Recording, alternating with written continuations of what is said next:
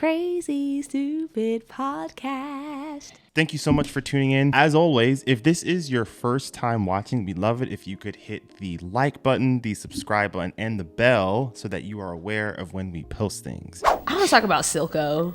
Okay. All right. We're going there. Let's do it. I find Silco so upsetting. I feel like, he was talking such a big game to Vander. We waited around, we were supposed to be the city of Zon, and we were supposed to make all these things happen. We had these dreams, and you betrayed me, abandoned me, and then you just sort of sat back and let them walk all over us. You made deals with them.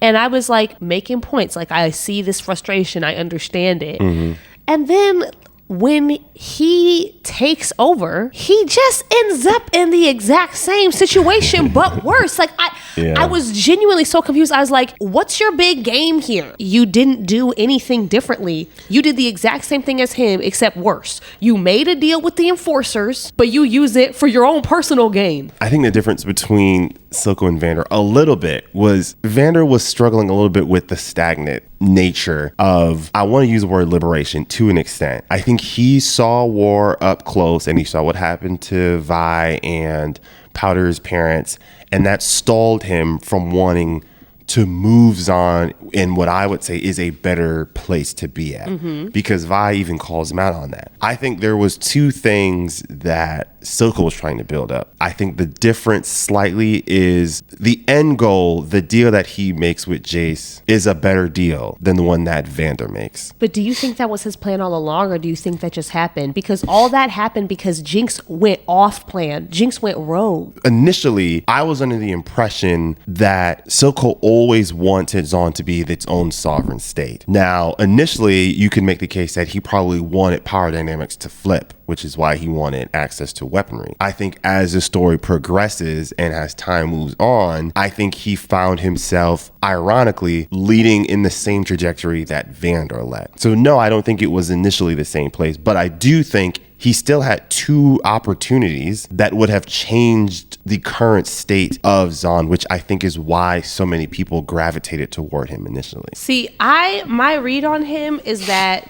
I think, yes, he wanted Zon to be independent, but I think even more so, or just as much as that, he wanted to be in charge of it when it was. Oh, for sure. 100%. Yeah. And so his main goal and his main motivation through all of this was not Zon's independence. It was to build up his own sense of power and control over it, and then eventually use that to give them independence. But he had no actual care for the people. Yeah. And that's what I find frustrating.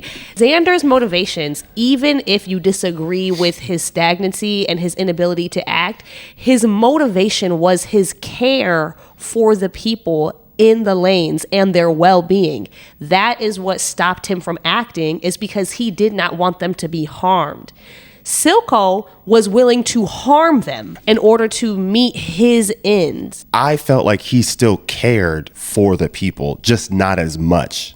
I think he saw the people of Zon a little bit more toward like ends justifying the means. Casualties kind of happen for like the quote unquote greater good to an extent, while adjacently existing in the space that he does want to be the one in control over everything. Because the way that he talks about Zon with Vander in the first couple of episodes, I don't know, I felt a little bit of like some version of like positive aspiration to an extent.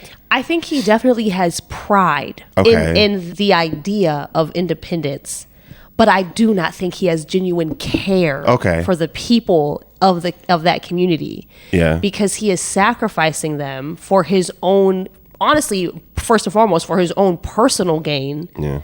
And then maybe in the long run for this idea of independence and power.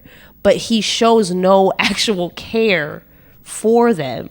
He introduces something that is actually harmful. Like, it's one thing to at least enact their own sense of agency and say, we're fighting for this thing together. It may cost you something. It may cost us lives, but we're doing this thing.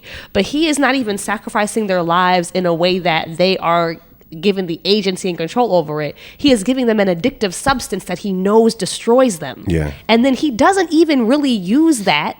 He never once uses that in this show as like an offensive move against Piltover and the Enforcers, he solely uses them as a means for his own protection and to protect his product. Well, I'm curious. Do you think Silco would be a little bit more redeemable if he was willing to give up Jinx? Because that gets them everything. Maybe. He might be. I think he views things a little bit differently. He's not like sociopathic, you know what I mean?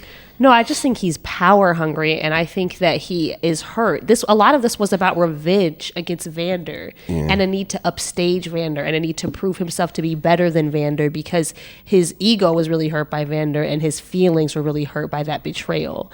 So I don't think he's an evil person. I just don't respect him. Yeah, I'd agree. Yeah. I also think I have a lot more respect for Vander because when push came to shove, he was willing to sacrifice himself. For sure. Well, I mean, okay, actually, maybe, because Silco actually did try. He did say, like, I'm the one who did all of this stuff. It wasn't Powder or Jinx. I don't know. Like, maybe he would have gone through with it. Maybe he wouldn't. I don't know. He would have gone through it.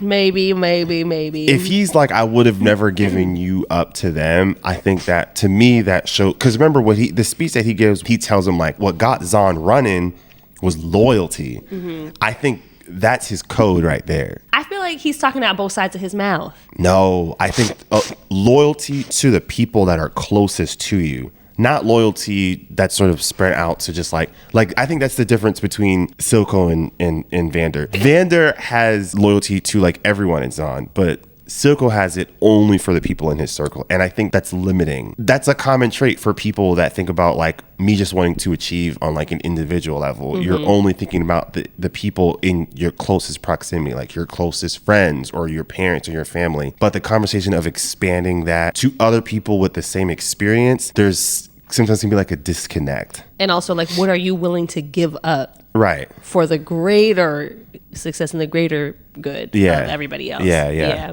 That's a good read on him. I think they gave him a lot of depth with how they explored the impact that Vander had on him and how you could see he simultaneously admires him and wants to be him, but at the same time despises him and wants to beat him. Yeah. And like you were saying, that's very similar to Jinx and Vi, because it's almost identical. Oh, she 100%. Admires her and wants to be just like her, but also has this need to one-up her. Yeah, like the boxing thing, Jinx kept trying to beat Vi's score, and she could never do it. Well, because everybody was comparing her to her all the time about how she wasn't as strong as her.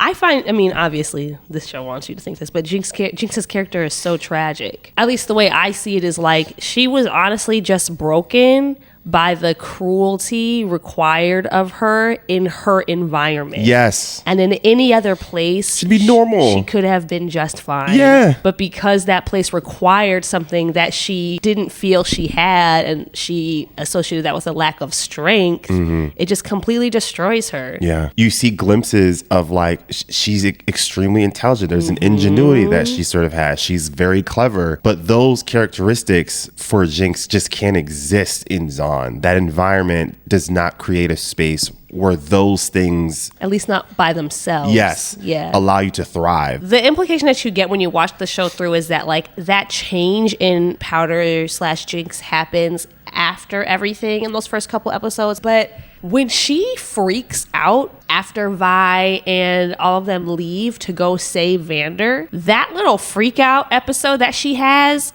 is very similar to the version of her that we see later on when she grows up. Like, I think it was already there. I think it was all already there festering, and then just all of the exact right things happen to make it just blow up. It's so frustrating because what sort of shapes her moving forward was really over a misunderstanding. She leaves before she hears the rest of what Vi has to say twice. Yeah. Remember earlier in episode 1 when they're talking about like what Jinx is good for, she leaves before she can hear the micro affirmations that Vi is providing to her. And then it happens again right when things fall off the wagon later on in the story. This just reminded me, I saw this TikTok that was talking about this type of scene and how it is like the most frustrating, infuriating thing. And it was so funny because the person was like, they start off, they ask them the question, and then they just start saying all the most vile things about this person, and then suddenly they're like, but that's why I love them. And then the other person in the conversation was like, why did you say all those terrible things about them to begin with? Like, guys. Yeah. Oh. It always happens in like rom-coms and stuff. Like they overhear. Like, it's so annoying.